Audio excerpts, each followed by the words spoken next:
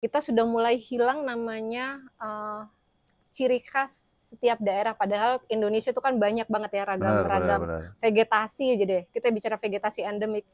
Mungkin menggali lagi identitas setiap masing-masing kawasan.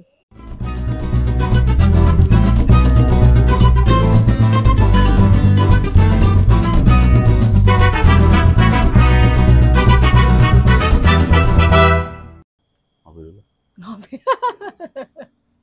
Kopi gue di dalam. Indonesia gimana nih, Mbak? Waduh, berat ya. Sumpah berat banget.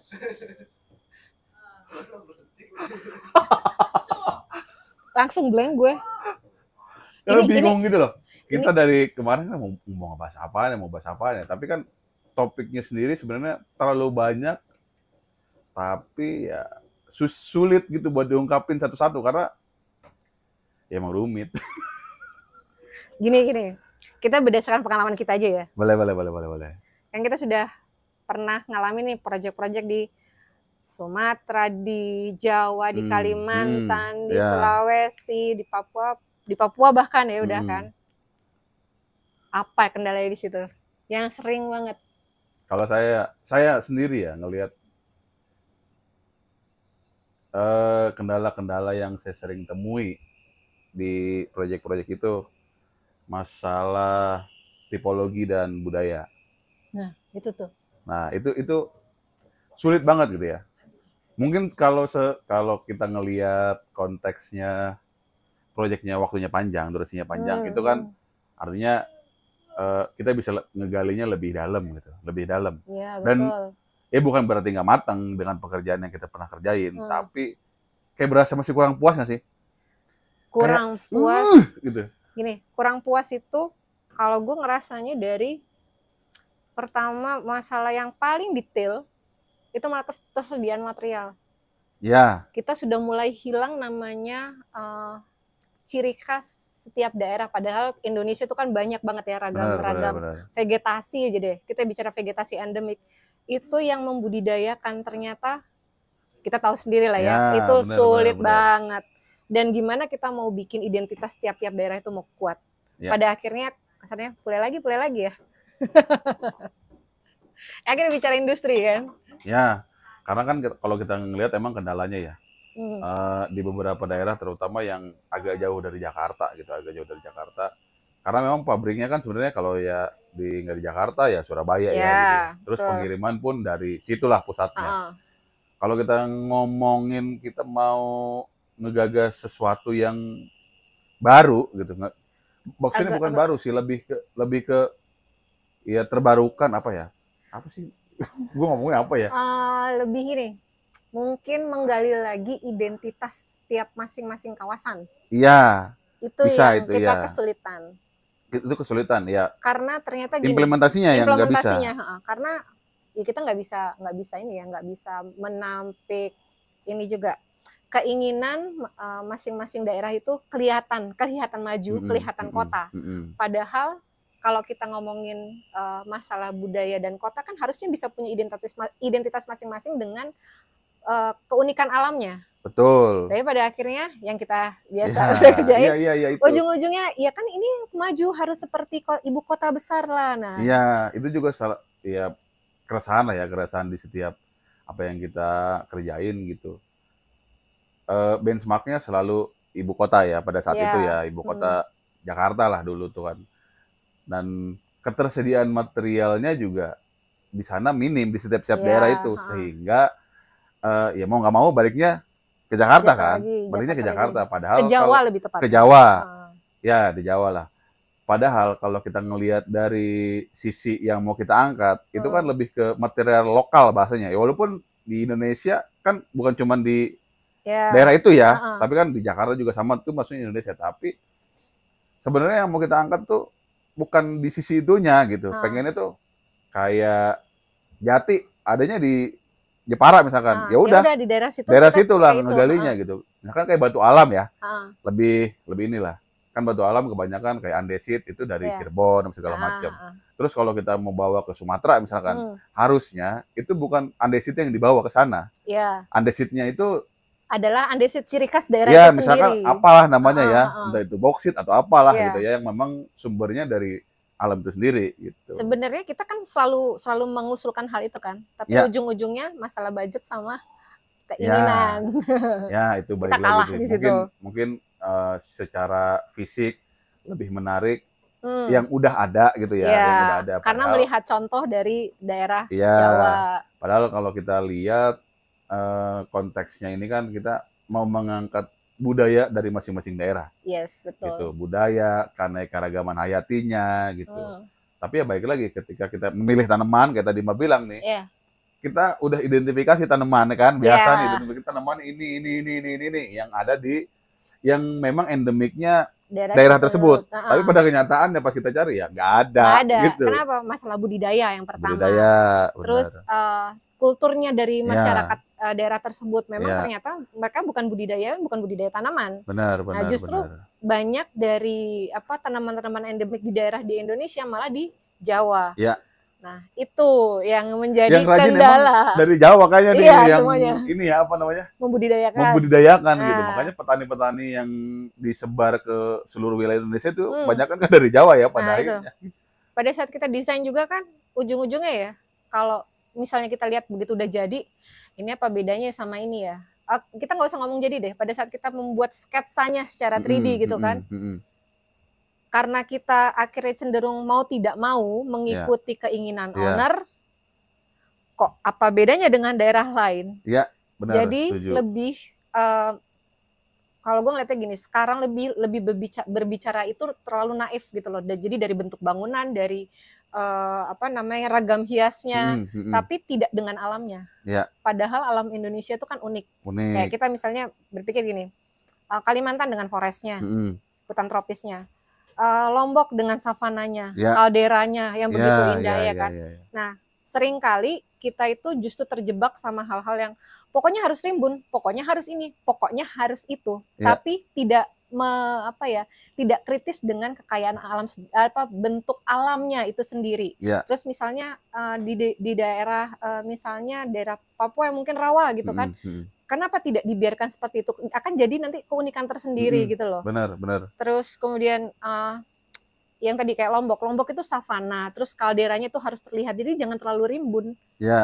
Justru kenapa dia tidak terlalu rimbun? Anginnya pun masih kencang. Dan kita justru memerlukan jalan angin supaya panas itu bisa ini dengan angin kan.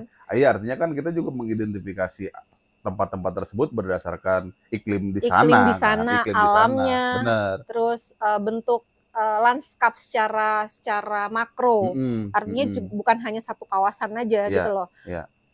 Nah ini seringkali yang kita kita kalah ya, kita sangat kalah gitu. Iya. Kenapa candi di Jawa Tengah, terus kemudian pagar-pagar, terus ini kan terbuat dari batu candi ya, batu candi batu keras. Tapi di Jawa Timur, Trowulan kan bata merah. Nah, itu kan beda sumber-sumber dari kekayaan alamnya itu sendiri gitu loh yang digali. Ya artinya kan nggak mungkin zaman dulu tuh udah ada ekspor impor yang sangat cepat gitu loh. Maksud gua kayak kalau sekarang mungkin WhatsApp nyampe ya gitu. Gua mau pesan ini dong gitu. Kan dulu gimana tuh? Pada akhirnya kan mereka berusaha mencari sumber alam yang ada di daerahnya masing-masing kan. Iya. Gitu. Tapi sebenarnya pemerintah udah ini juga kan, sudah mulai meminimalisir itu dengan TKDN. Ya kan, dengan undang-undang. Cuma pada akhirnya pada saat pelaksanaannya juga ya. Gua nggak tahu ya, apakah kita sudah mulai terkikis ya budayanya. Maksudnya kita mencintai budaya masing-masing daerah gitu loh. Sehingga keinginan-keinginan para stakeholder ini, ya aku maunya yang kayak gini. Jadi begitu pindah ke pemimpinan ini belum jadi ganti desain lagi, ya kan seringkali kita alamin kan. Nah itu juga tuh yang akhirnya kita sebagai arsitek lanskap itu kadang-kadang juga suka terbawa arus. Iya, ya karena kita kan dibayar juga gitu ya. Maksudnya kita emang tapi, harus realistis lah. Balik lagi, di satu sisi mau idealis, tapi pada akhirnya gini, kita juga punya salah. Akhirnya dosa kita adalah kita membiarkan hal itu terjadi. Benar, itu saya setuju. Itu saya akuin, kita maksudnya, ya kayak misalkan gini lah, soal jenis tanaman lah ya. Kalau misalkan material mungkin oke lah, itu kan banyak pelepasan karbon segala macam ya. Tapi kalau pemilihan jenis tanaman, kadang-kadang ini kan tanaman ini udah kesukaan nih. Nah, itu dia. Suka nih. Pemimpin yang ini misalkan suka A, tanaman A. Ketika ini apa? Kita berganti zaman 1000 tembesi. Itu Mbak 1000 tembesi. Saya Bougainville. Ada zamannya tuh di mana kota itu semuanya isinya koridor itu Bougainville semua. Nah, gitu. Itu ya aneh sih sebenarnya gitu. Iya, jadi terlalu seragam karena keinginan gitu. Ya, tapi itu juga kayak di Surabaya misalkan ya. Surabaya kan pakai pohon apa tuh namanya? Tabebuya. Tabebuya ya. Itu juga sebenarnya bagus juga buat identitas. Cuman kayaknya nggak harus seluruh Surabaya pakai Bougainville. Tapi kenyataannya kan nggak seluruhnya kalau di Surabaya. Tapi kan itu menurut gue itu perencanaan lanskap yang cukup lumayan bagus loh. Malah tapi bagus pada akhirnya kota-kota lain ngikutin. Pakai Bougainville juga. Padahal harusnya kalau secara vegetasi gitu. Balik lagi tadi. Ya, itu sesuai tempatnya. Ya, gitu kan. Artinya bisa menggali potensi. Kayak ini tadi, kita lihat lah. Kita lagi di Sukabumi nih. Tabebuya nggak ada yang bagus. Beda sama tabebuya pada saat ini kan. Pada saat kita di Surabaya. Warnanya nggak keluar. Daunnya juga pucat banget. Nah, sementara di Surabaya itu tanpa... Dia kan termasuk tanaman tabebuya itu tanaman yang minim perawatan. Itu bisa cantik. Kenapa? Karena iklimnya sesuai. Iya kan? Nah, karena keinginan tadi, kita akhirnya jadi terbawa arus gitu kan. Terus ini juga kayaknya mungkin referensinya juga kurang banyak ya. Atau ketemunya cuma karena algoritma tadi nih. Kalau misalkan ada algoritma yang kalau kita udah ngelihat itu satu kali, akhirnya kan terus gitu ya. Dipakai terus. Kepake terus gitu.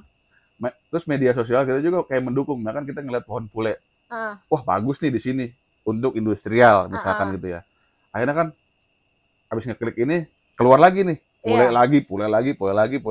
Pada akhirnya tren. Ke framing gitu. Jadi budayanya itu sekarang untuk lanskap masih berdasarkan tren. Ya kan kayak misalnya Parahiba. Parahiba itu cantik untuk di kafe dan bangunan-bangunan yang skala kecil yang industrial. Dipaksakan untuk kebangunan di kawasan dan segala macam. Beda cerita kalau misalnya Parahiba itu kan aslinya tanaman hutan. Betul. Iya kan? Betul. Di hutan memang dia tidak kelihatan, tapi dia punya fungsi ekologis. Nah, fungsi ekologis ini yang sebenarnya kita sudah ini ya. Ini sebenarnya kita curhat ya. Kita curhat karena kita seringkali kita sudah memikirkan, oh ini fungsi ekologisnya ini kenapa kita taruh tanaman ini. Balik lagi akhirnya masalah kesediaannya nggak ada, kalaupun ada harganya mahal. Ya kan? Harganya mahal. Ya lanskap itu memang mahal, apalagi kita bicara identity. Betul. Identity. Sekarang gini, kalau kayak tadi ya, ada satu kota misalnya Bougainville semua, tapi itu diadakan. Betul. Nah, sementara kayak di Lombok itu tanaman biduri itu memang sudah banyak di situ. Itu sebenarnya justru ciri khas kita kalau kita sudah ngelihat biduri di mana-mana, wah ini Lombok banget, gitu kan? Ini Lombok banget. Terus kemudian ada pohon, kok gue lupa ya namanya, kayak ketapang, bukan kayak ketapang kasia tapi kayak kasia laut. Jadi dia beda struktur daunnya. Dan itu sangat dia memayung gitu model nggak? Justru nggak memayung tapi acak, sama kayak pohon mirip pohon kasia, tapi akasia. Akasia bukan kasia. Berdaun kuning itu. Akasia. Nah, berbunga kuning itu kuning. Tapi ini tidak berbunga. Daunnya lebih lebar daripada akasia. Berarti dia nggak ngeluarin itu dong? Serbuk, enggak. Oh. Nah, itu di daerah-daerah savana itu banyak. Berarti itu kan iklimnya cocok buat tanaman dia kayak begitu kan? Sama pohon Mandalika. Kalau kita bilang itu lokalnya itu pohon jaranan. Apa tuh? Pohon jaranan itu juga khasnya di daerah Lombok. Dan daerah pantai itu biasanya banyak tanaman itu. Karakternya tuh bagus. Nah, kalau kita ke daerah Tanjung An, itu pohon itu ada di mana-mana. Tanjung An. Tanjung An bacanya. Oh, Tanjung An. Bukan Aan. Aan mah Bandung. Enggak, soalnya tulisannya Aan. Jadi saya pikir Aan gitu kan. Aan gitu ya. Tanjung An. Ya, oke. Itu maksudnya tipologinya kan ada di situ ya. Iya. Jadi mempertahankan itu loh seharusnya yang kita harusnya kan mempertahankan itu. Tapi kayak misalkan ini keresahan saya juga nih. Kadang-kadang kita misalkan ada di kota gede di mana gitu ya. Terus kita ngeliat kafe yang tipikalnya selalu begitu, dan penggunaan jenis tanaman kayak tadi Mbak bilang itu apa? Iya. Paraiba lagi, Iya, Paraiba semua lagi gitu ya. Sebenarnya kalau mungkin visionnya ke depan gitu, kalau misalkan benar-benar ngegandeng landscape arsitek deh. Iya. Ya, si perencana ini yang apa namanya? Yang kekinian gitu ya, perencana arsitek segala macam bisa menggandeng landscape arsitek. Itu ada nggak sih potensi perubahan terhadap, jadi tanaman itu, si kafe itu bukan lagi bicara soal kekinian dan instagramable nih, karena lagi-lagi kalau saya pribadi kurang apa lu sih instagramable gitu ya kan, kayak kurang gitu loh. Tapi kalau misalkan kita udah bicaranya kafe itu lebih mengedepankan ekologinya, bisa nggak sih sebenarnya? Sangat bisa. Ya karena kan ya balik lagi ya, kafe tadi Paraiba lagi iya. gitu. Gini deh, paling gampang sekarang kita bicara kayak kopi klotok di Jogja. Itu kan dia memang naturalnya seperti itu, rame tuh, ya kan? Iya. Konsep seperti itu menjual juga tuh. Iya. Akhirnya di dan kopi. lebih berbondong-bondong ya. Lebih berbondong-bondong. Nah, lucunya sekarang bahkan itu dibawa ke Bekasi, dibawa ke Depok, dibawa ke mana gitu loh. Iya. Nah, itu kan akhirnya jadi lah, kalau kita lihat di media sosial media kan, mau ngerasain Jogja di Bekasi, iya nggak? Iya.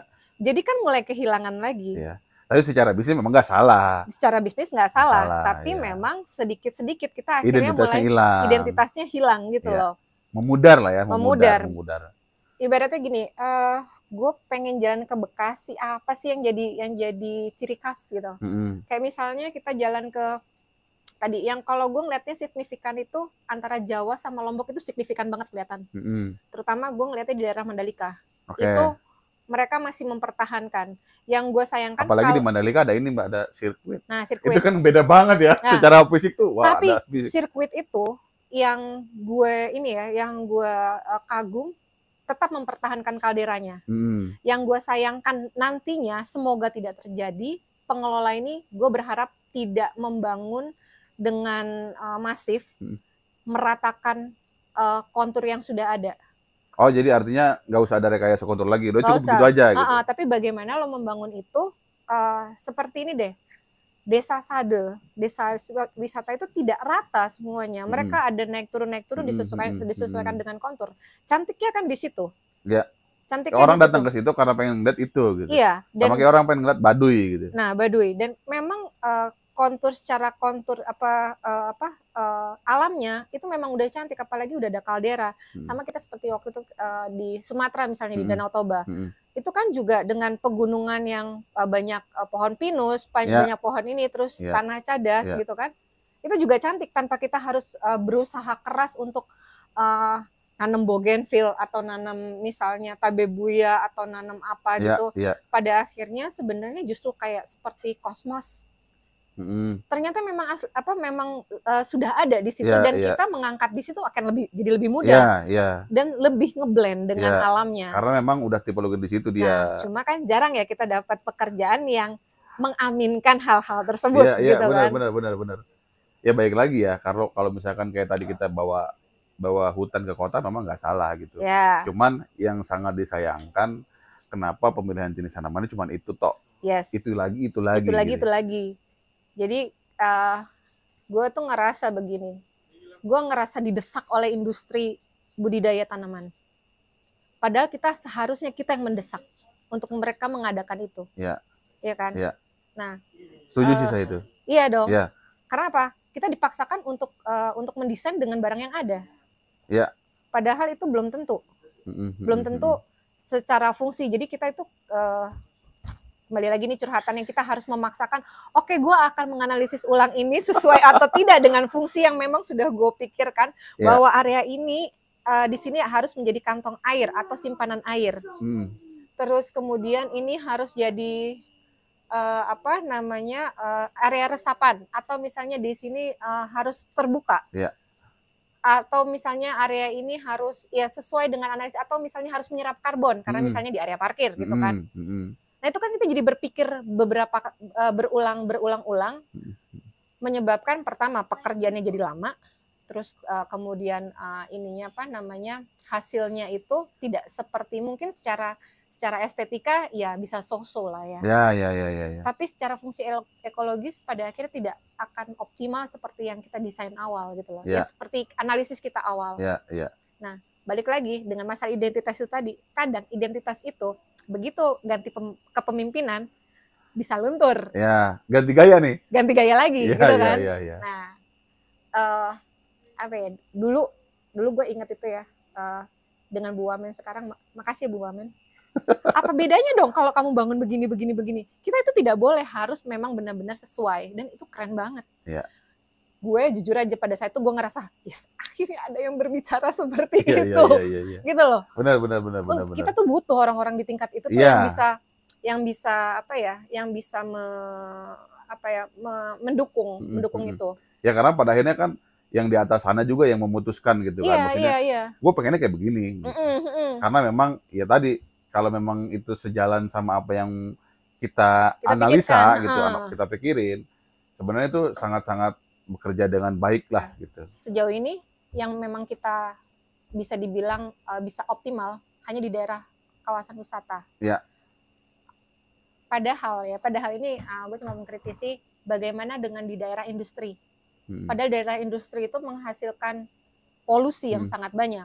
Di situ kita seharusnya bisa punya peran banyak, ya kan? Benar. Tapi kembali lagi, gue belum tahu kebijakan, apakah ada ya kebijakan yang seharusnya sih menurut gue ada ya undang-undang yang bisa memagari itu, undang-undang yang bisa memagari itu, tapi apakah diangkat atau enggak? Terus kalau misalkan ini ya kayak kayak kawasan wisata kan memang mungkin jadi prioritas karena penataannya harus lebih menarik dibanding kalau tadi industri segala macam. Ini kadang-kadang ada yang sering terkecoh soal bantaran, ya kan? Ya. Padahal itu juga sebenarnya identitas gitu. Itu identitas yang harus tetap dijaga.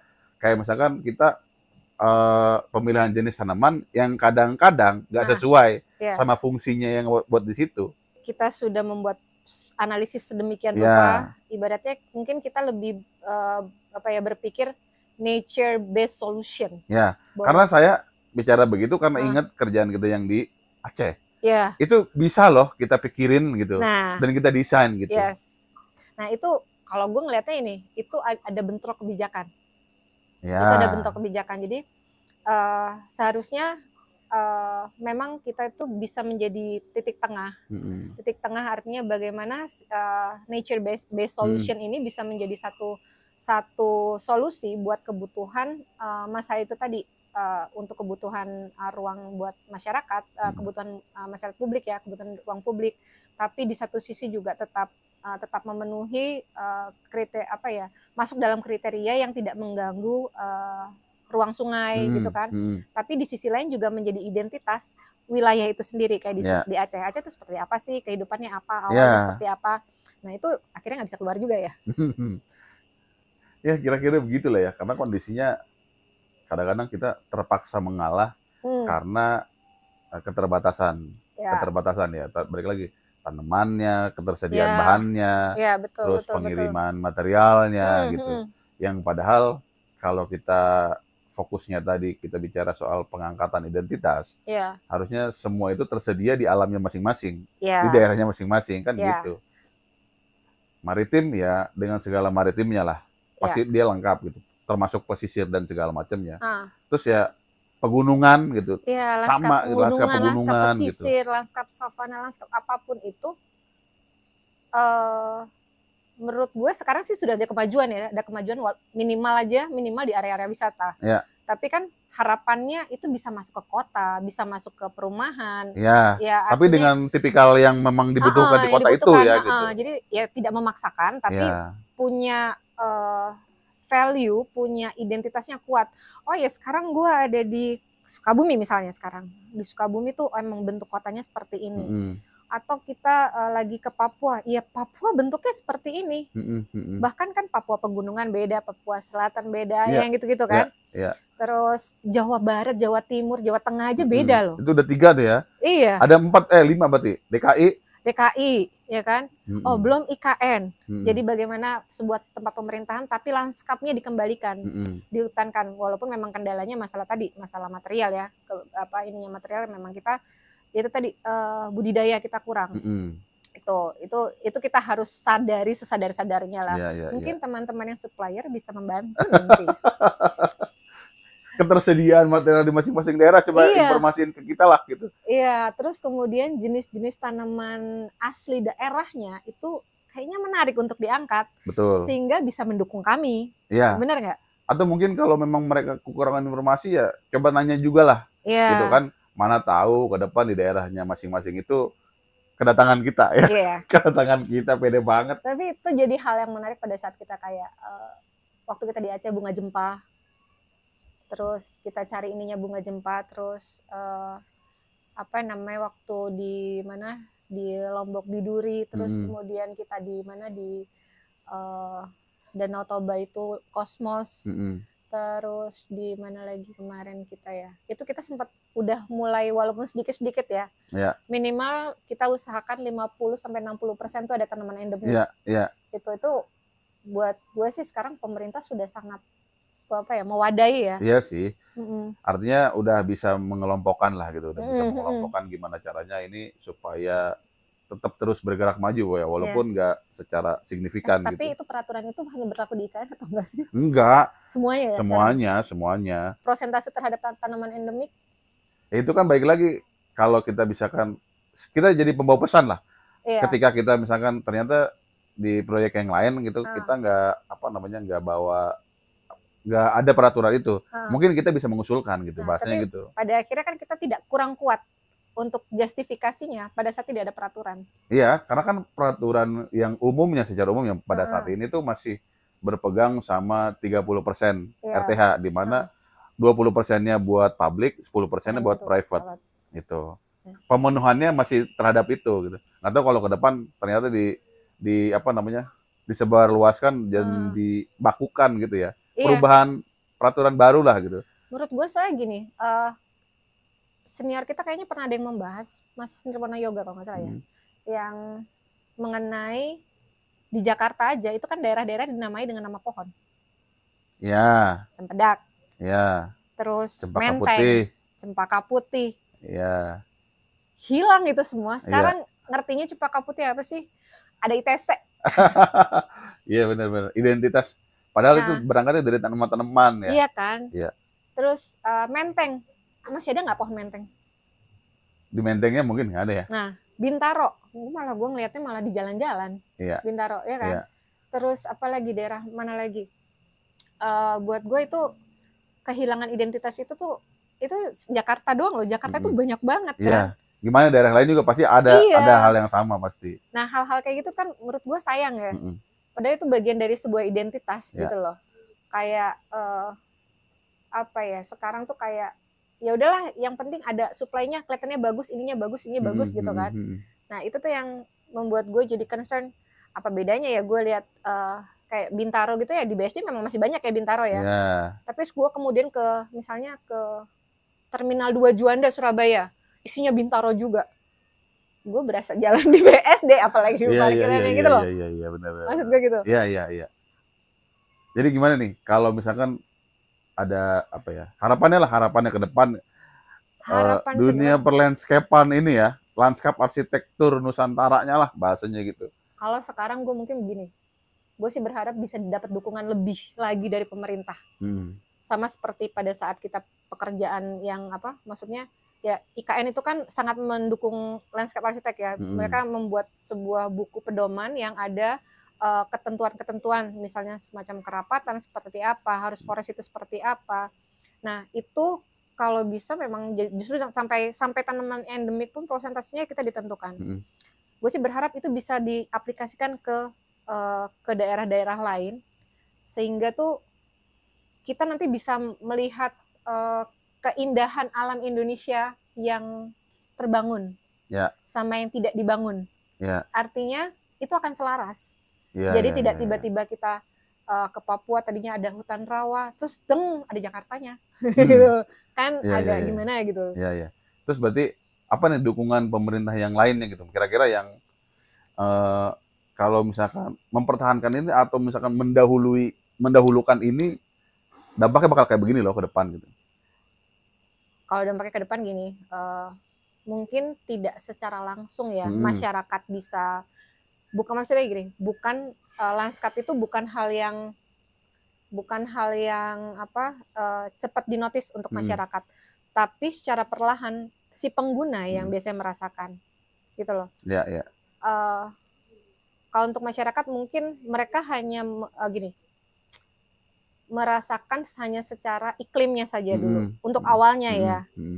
Tapi nanti ke depannya mungkin akan lebih aware, sama seperti mereka pergi ke Bali, mereka pergi ke Lombok, mereka pergi ke IKN misalnya.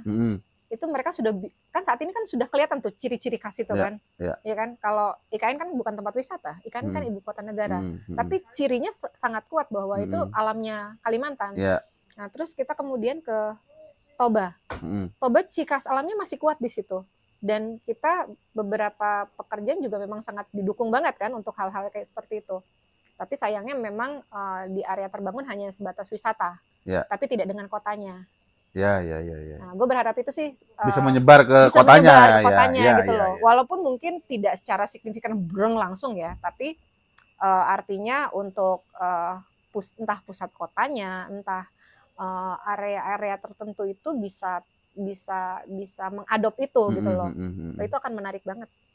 Ya, padahal kan bukan berarti kita mempertahankan budaya itu menjadi terbelakang ya. Enggak, atau misalkan merasa ketinggalan gitu. Justru dengan budaya itu kita bisa lebih maju. Iya, dengan budaya gini kita itu maju dengan modernisasi tapi yang punya kultur gitu loh. Iya, bukan sebatas modern tapi semua sama. Ibaratnya nih, kalau mungkin modern orang bilang tuh kotak itu modern, mungkin ya.